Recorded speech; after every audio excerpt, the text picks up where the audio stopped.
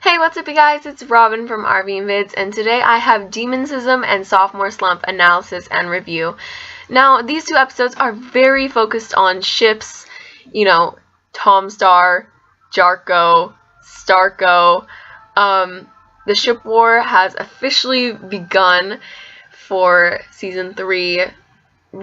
Two really great episodes. Probably my favorite of this week so far.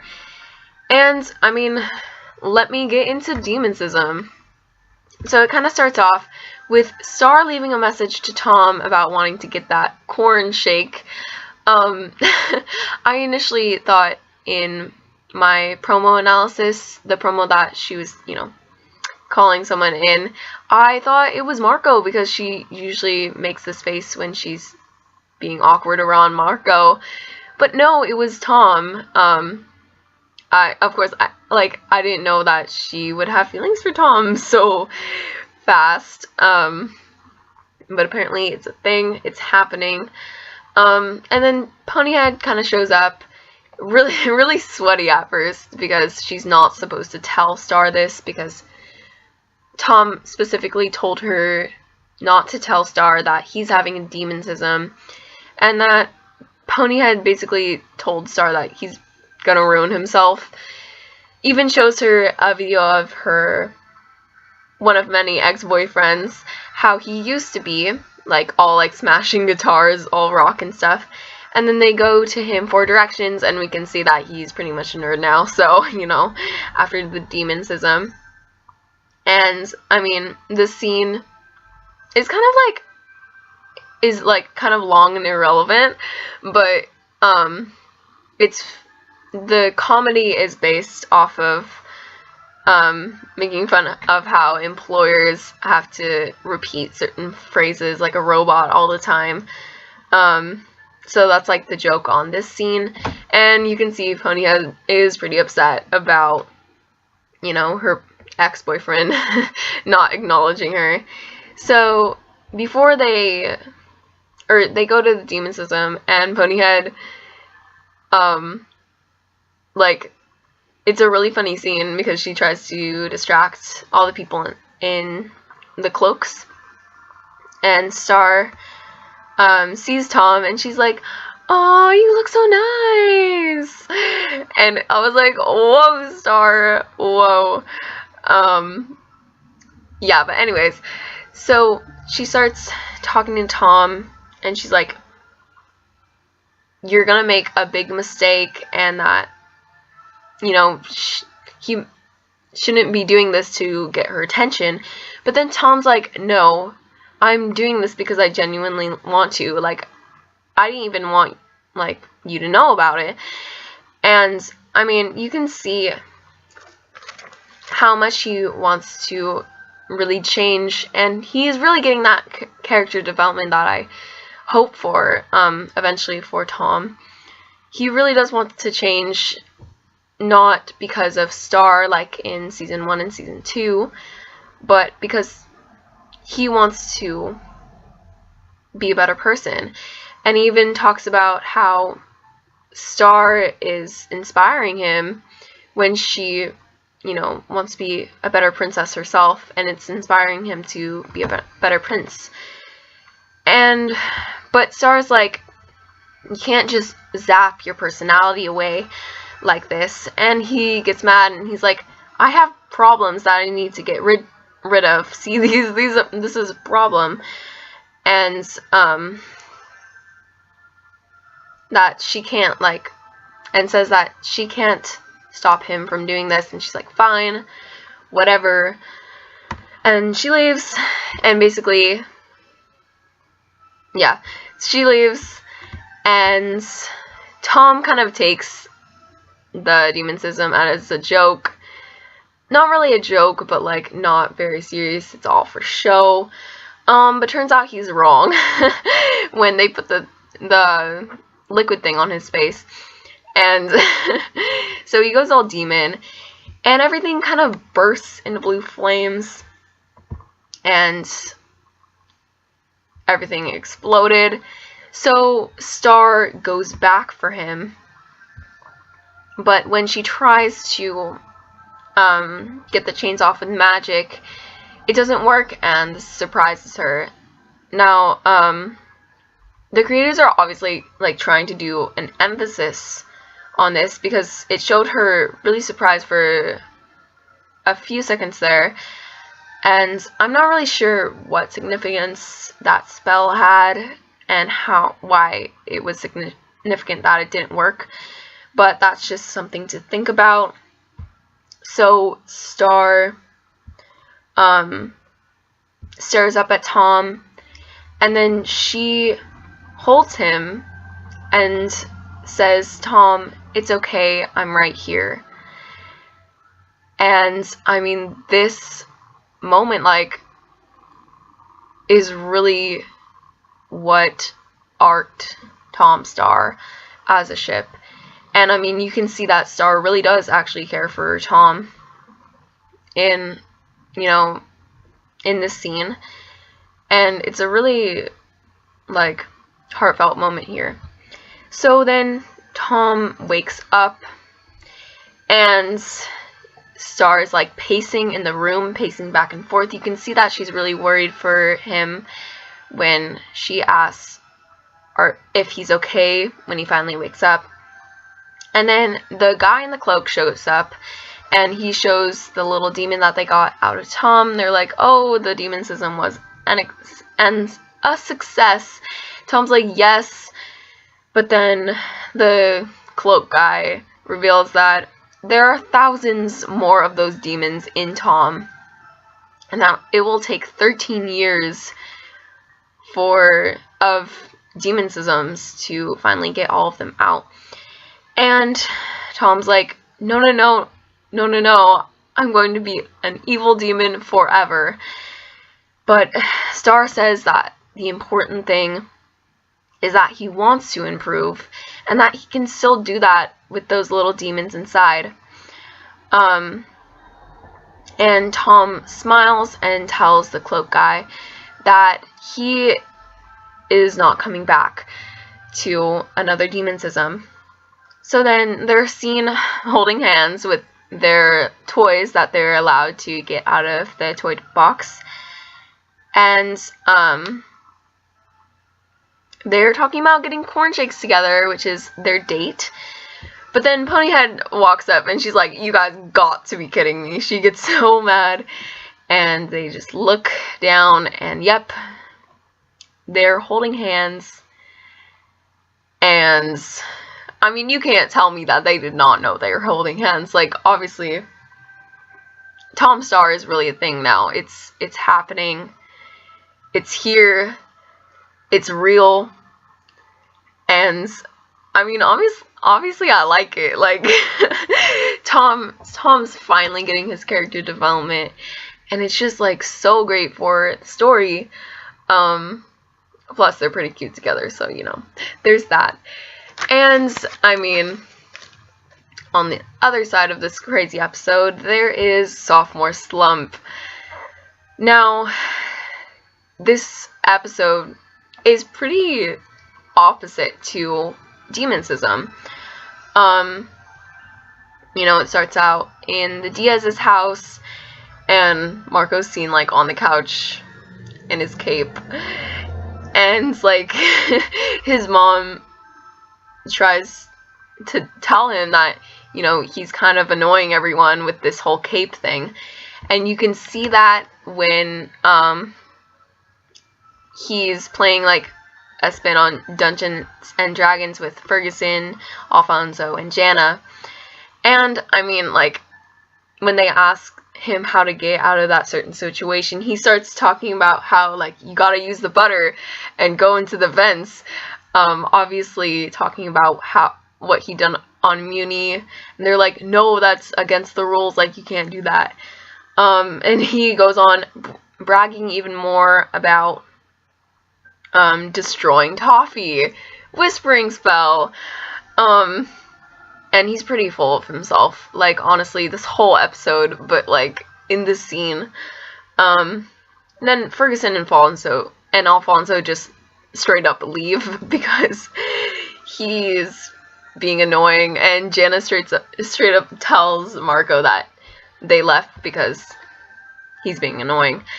So he goes to his sensei, and asks if he's being annoying, and sensei's like, no man, like, you had a life-changing experience.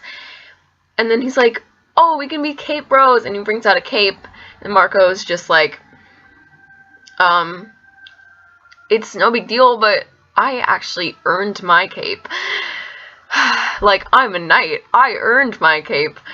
And sensei gets upset and, you know, kind of throws off like all of his like belts and his capes, and so he's upsetting his friends, he's upsetting his sensei. So he goes to Jackie's house, and he's like, my best friends are jealous of all that I've accomplished, and that he's not the problem, but his friends are the problem. Which is obviously wrong. Like, I don't know what's going on with Marco in this episode, but like, he's completely full of himself. He's just kind of a jerk. And then Jackie points out that he hasn't really ever left Muni, and he hasn't really came back to Earth yet. And then Marco realizes that, you know, he's messing everything up, so he decides to take Jackie on a date. But he straight up lies to her, as we find out later in the episode, and says that he is without a cape.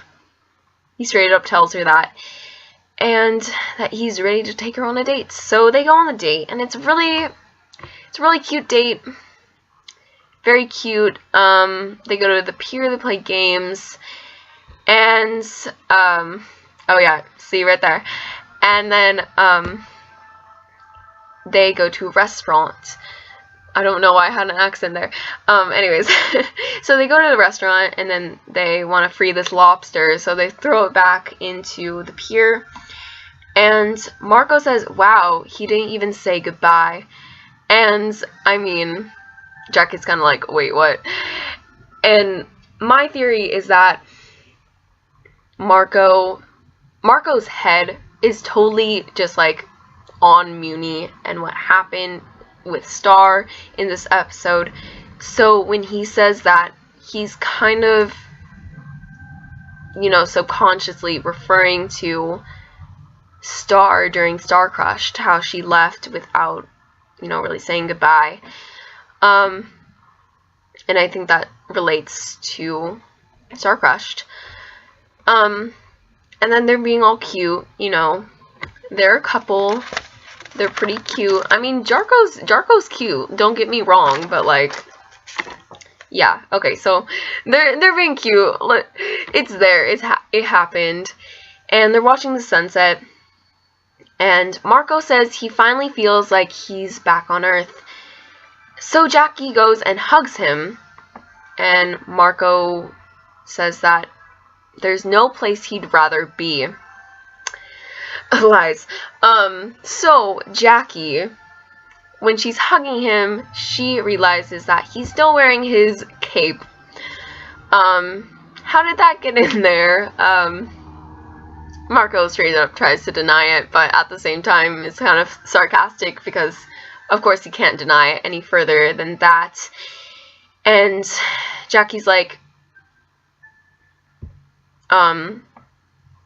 if you stay in Echo Creek just for me, then we'll both be miserable. You do see that, right? That's what she says. And, so Jackie talks like she's going to break up with him, but he's like, no, I want to make this work. Please, Jackie, you're my best friend. And she's like, oh, Marco, we both know that's not true. And Marco just, he knows she's right. He really does know she's right. And she says, stay amazing, okay? And that was like, that was a moment because, I mean, so many people hate on Jackie because of Starco, or because they're into Starco, and they just hate Jackie because she, you know, represents Jarko. But, I mean, Jackie's such a great person. Like, she's such a great person. And, I mean, like, people shouldn't have ever been hating on her because she's, like, she's amazing. So she leaves. She tells Marco to stay amazing. That was such a moment. And he tears up. And he kind of looks like he has a moment of realization. I think the whole cape, the whole thing where he felt like he couldn't take off the cape in this episode is much like how Star didn't want to lose Marco's hoodie in Son of the Hoodie. Star said that she felt like the hoodie was all she had left of Marco. And, I mean, the cape representing what he did on Muni, and I mean, Muni representing Star, he kind of felt like maybe that's the only piece of reminder of her he had left, and that he was kind of, like, depressed about it, even though he seemed all braggy and chipper in this episode. So after this scene, it cuts straight to seeing him smiling about leaving to go to Muni. And I mean, if Jackie wasn't right about what she said, he would not be going back to Muni, he would be running after Jackie. Like, and especially wouldn't be like on cloud 9, like he is in this scene. His smile pretty much does not break at all. And, a